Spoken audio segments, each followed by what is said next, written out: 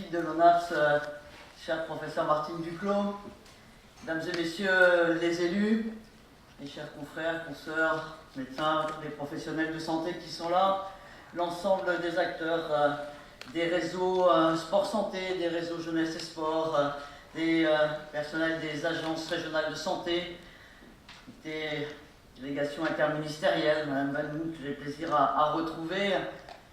Chers amis, c'est vrai un très grand plaisir d'être là aujourd'hui, un honneur de participer à ce premier colloque de l'ONAPS consacré à la sédentarité dans tous ses états. Et je voudrais remercier l'ONAPS, votre directrice générale et sa présidente de m'avoir convié. Il y a quelques mois, j'étais au Forum annuel du sport européen à La Haye. Et une des conclusions de ce forum européen était finalement qu'il y avait 4 grandes menaces qui pesaient sur l'avenir du monde. La montée du terrorisme, le creusement des inégalités sociales, le réchauffement climatique et l'accroissement de l'inactivité physique. Certains, dans cette salle, peuvent peut-être dire, n'exagérons rien, on ne peut pas tout mettre au même niveau. Et pourtant, la réalité a commencé à infuser un peu dans les esprits. Cela vient d'être rappelé. On sait depuis 2012 que la première cause de mortalité évitable dans le monde, selon l'OMS, c'est effectivement la sédentarité, plus que le tabac. Et on sait que 60% des Européens, on estime que 60% des Européens aujourd'hui n'ont pas une activité physique suffisante. Toujours selon l'OMS, c'est 10% de décès en Europe, avec aussi une sédentarité qui est la cause d'environ 20% de cancer du sein, de cancer du côlon, un peu plus même en cas de diabète, et de 30% environ de nos cardiopathies ischémiques.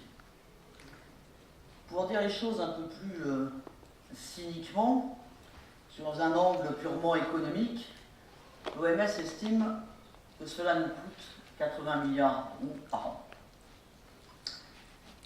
Et on a montré que l'âge de survenue de ces pathologies chroniques, finalement, on pouvait gagner 14 années de vie lorsqu'on avait une activité physique régulière. Donc le premier élément qui finalement nous menace un peu dans notre environnement, c'est sans doute de sous-estimer, de minimiser cette réalité des risques de l'inactivité physique et de la sédentarité, menace pour effectivement la santé, la vie de millions de personnes. La réalité, elle est aujourd'hui parfaitement connue et il n'est pas question de l'ignorer. Et en même temps, on s'aperçoit que jamais les enjeux de santé publique, de promotion de l'activité physique et sportive, de lutte contre la sédentarité n'ont été aussi prégnants. Dans les réflexions universitaires, dans la presse, on a même vu parfois dans le quotidien sportif des papiers sur sport santé. C'est assez nouveau dans l'éditorial de ce quotidien.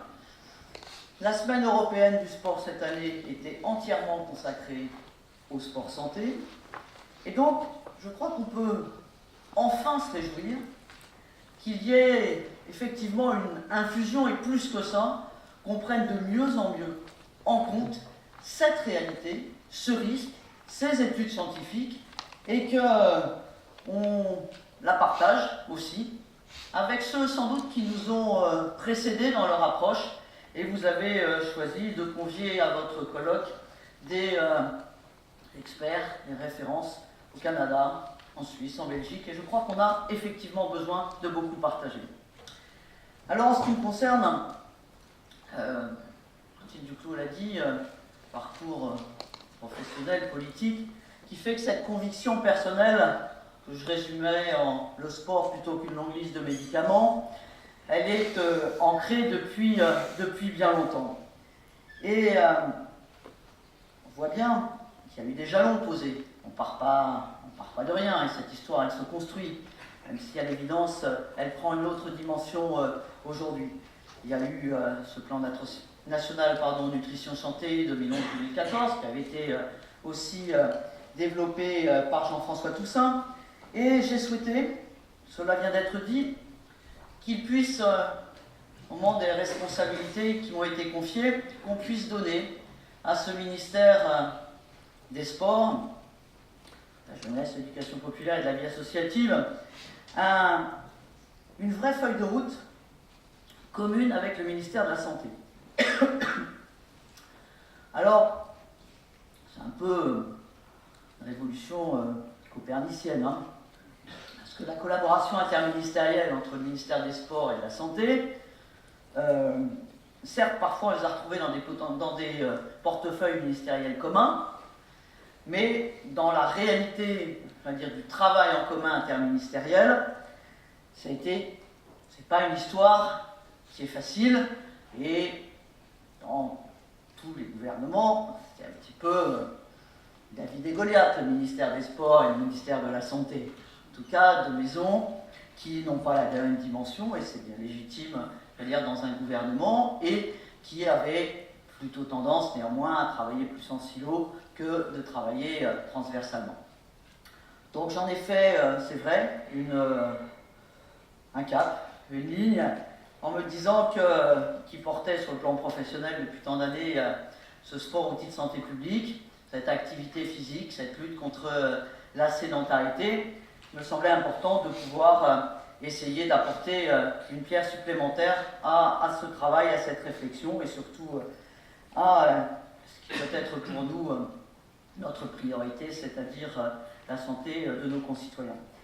Et donc, on a, ça peut vous paraître banal, mais il y a eu une communication commune en octobre 2012 des deux ministres en Conseil des ministres. Une communication du ministre des Sports et du ministre de la Santé en Conseil des ministres, c'est un exercice qui était vraiment une première. Et donc on s'est fixé une feuille de route commune avec le ministère de la Santé, avec premier objectif qui était, et je sais qu'il y a des réseaux qui sont ici, Sport Santé Bien-être, de demander à chacun des préfets de relayer à leur direction régionale jeunesse et sport et à leurs agences régionales de santé la mise en place de réseaux sport santé, et donc de pouvoir ainsi les développer. Il y en a aujourd'hui dans toutes les régions françaises, et je suis persuadé que France Forêt-Humaine nous dira où on en est. D'ailleurs, ça m'intéresse de savoir où on en est aujourd'hui. On a voulu également, et j'ai souhaité qu'on puisse, comme vous le faites aujourd'hui, finalement recenser, évaluer, accompagner, structurer, diffuser, évaluer donc les bonnes pratiques, et qu'on ait un pôle ressources qui puisse être créé au ministère des Sports, un pôle ressources national, sport santé, bien-être, dont j'ai confié la référence au professeur Martine Duclos. Et puis il y a eu un dernier moment, finalement, le plus récent, qui est l'occasion de la loi de modernisation de la santé.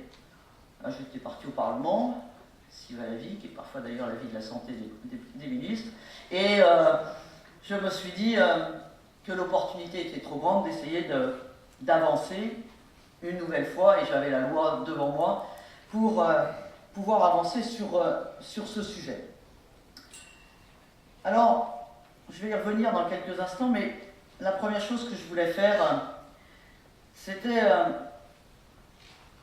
de saluer le travail et finalement la dimension et la feuille de route que doit aussi porter l'ONAPS.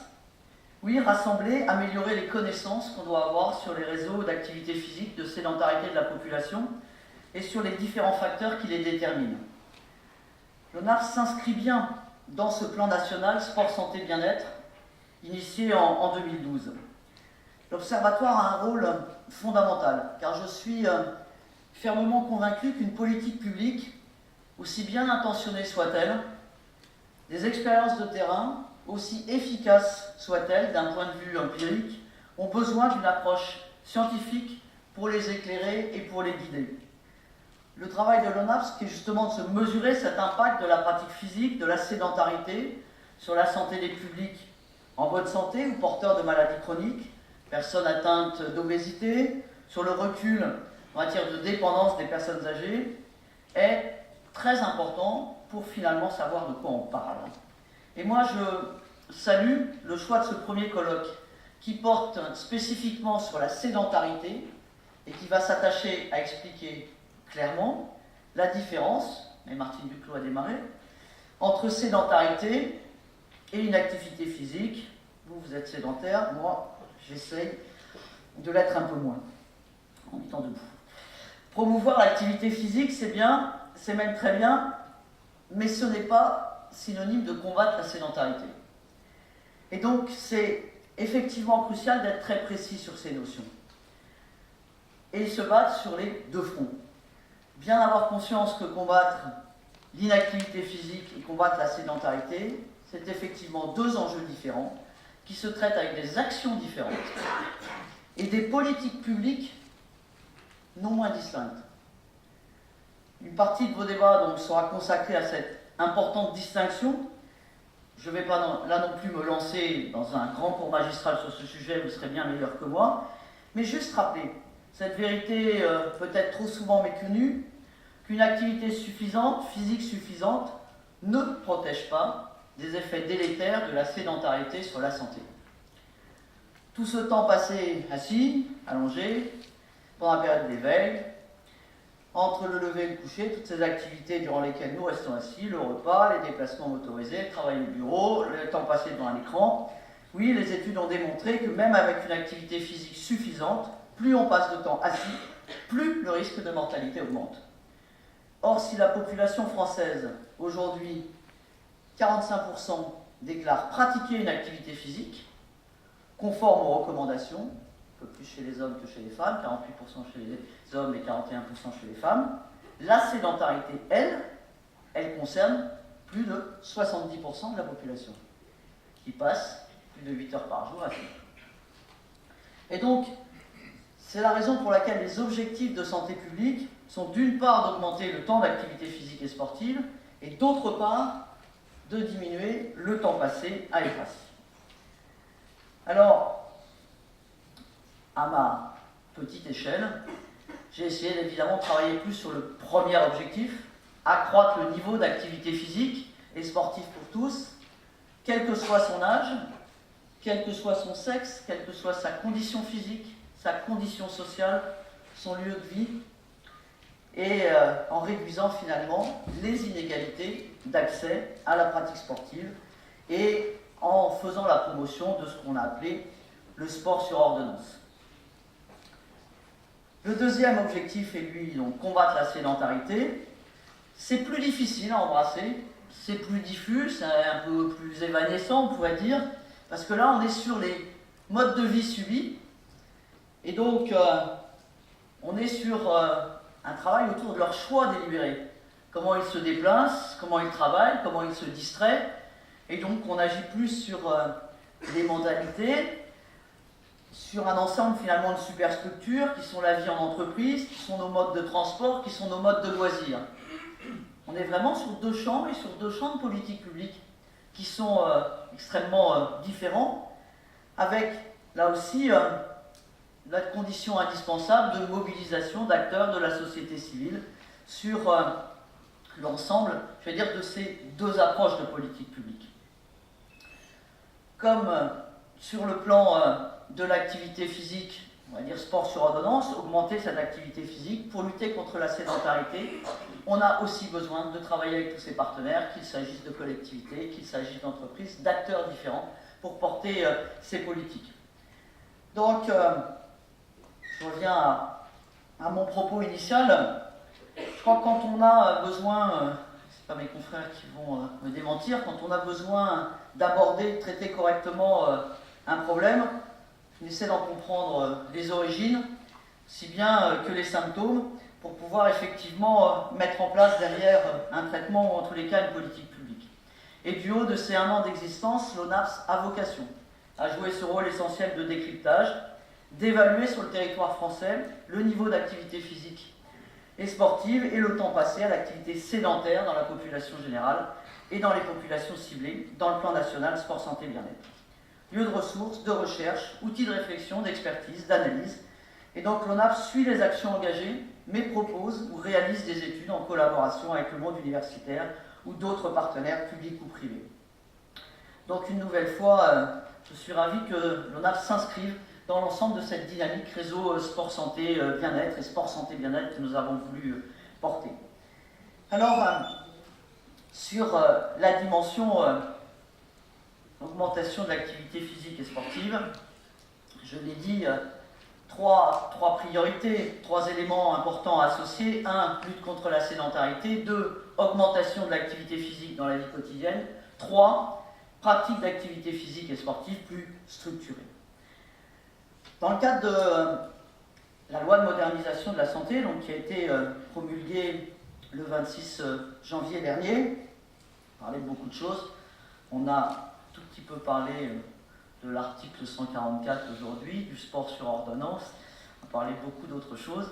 Mais je voulais juste vous dire qu'il m'avait semblé fondamental que dans cette loi de modernisation de la santé, il puisse y avoir à la fois dans l'article 1, qui est toujours dans toutes les lois, cet article d'environnement général, où on est plutôt des facteurs de risque environnementaux, facteurs de risque du tabac, les facteurs de risque de l'alcool, etc., qu'on puisse dans cet article 1 déjà écrire que dans notre environnement, il y avait des éléments positifs qui étaient autour, c'est-à-dire de cette pratique d'activité physique.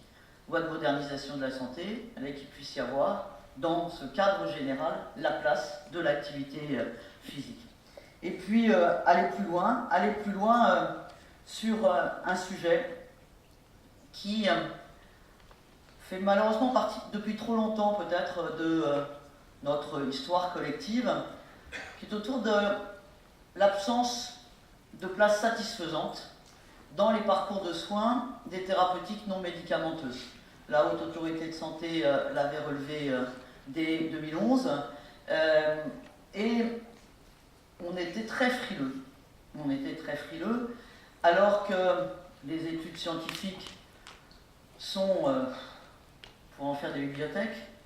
J'étais encore hier soir sur un congrès entre un centre de cancérologie en Normandie et des acteurs du monde du sport et du monde universitaire, et des spécialistes d'oncologie nous sortaient l'ensemble de la bibliographie. On en a, mais on ne sait plus quoi en faire bientôt. Et pourtant, alors que sur le cancer du sein, sur le cancer du côlon, sur le cancer de la prostate, l'ensemble des publications nous montrent tout le bienfait à la fois sur la mortalité, sur les récidives, sur la qualité de vie, sur la reprise du travail, sur la confiance en soi, sur tellement de choses qu'il y avait obligation pour nous, finalement, vu notre retard, de pouvoir aller plus loin pour tous ces patients qui pourraient bénéficier dans leur parcours de soins d'une activité physique adaptée. C'est ce qui m'a conduit à porter, avec un parcours qui a franchi quelques haies, parfois un peu hautes, parfois un peu plus basses, mais un parcours un peu compliqué, mais là n'est pas le débat, pour aboutir à ce qu'on puisse inscrire dans la loi. Aujourd'hui, il y a la possibilité pour les médecins de prescrire une activité physique adaptée pour les patients en affection de longue durée, donc dit à 100%. C'est une petite révolution dans notre environnement collectif, révolution pour les soignants, car on voit bien, je ne peux pas caricaturer, mais quelqu'un qui vient avec une famille qui vient avec un jeune qui a un diabète insulinodépendant par exemple, le médecin traitant, notre formation nous conduit plutôt devant une famille et un enfant qui a une famille inquiète à dire oula, on va contre-indiquer l'activité physique et sportive parce qu'on ne sait pas bien, parce que notre formation nous conduit assez mal à appréhender quel type d'activité physique pour quel type de pathologie. Et donc là, quand en plus on cultive depuis des années le certificat de non-contre-indication plutôt que le certificat d'indication à faire du sport pour tous, quelle que soit, j'allais dire, sa condition physique, tout le monde peut en faire, pas forcément tout le monde au même niveau, évidemment, mais tout le monde peut en faire. Mais du coup, cette approche, elle est assez ancrée et on a à l'évidence aujourd'hui dans notre parcours de formation pas suffisamment de parcours de formation sur quel type d'activité physique pour quel type de maladie, et c'est le premier élément. D'ailleurs, au moment du débat sur la loi de modernisation de la santé, il y a eu un sondage fait par l'IFOP auprès de 600 médecins généralistes, et 90% d'entre eux disaient c'est très bien le sport sur ordonnance, mais 72% d'entre eux disaient si c'est dans la loi, moi qui n'en prescrivais pas, j'en prescrivais. Et ça légitime une question qu'on m'a beaucoup posée au moment du débat sur la loi, et qui demeure encore un peu avant que les décrets sortent, qui est, mais finalement, il y a des réseaux sport santé, il y a les CAMI, il y a des initiatives extrêmement diverses avec le mouvement sportif, avec des réseaux de cancérologie, il y a la Fédération française de tennis avec Saint-Louis et la PHP, il y en a partout. Donc, pourquoi est-ce qu'on légiférerait et qu'on ne continuerait pas finalement à laisser se développer ces initiatives? Déjà, première remarque, c'est assez rare qu'une loi dans notre pays soit une loi bottom-up. Hein, on est, voilà, et d'habitude c'est plutôt, hop, on fait une loi puis on dit maintenant vous allez l'appliquer. Là on est plutôt parti sur, il y a de l'expérience, et donc on va, finalement mettre un cadre légal, parce qu'on a besoin de mettre un cadre légal, à la fois sur la prescription, bien sûr, sur la reconnaissance aussi du coup d'une formation qui est nécessaire, des qualifications qui sont nécessaires, et puis surtout d'inscrire dans la durée cette évolution de la pratique. Parce qu'il y a les soignants, mais il y a aussi le public.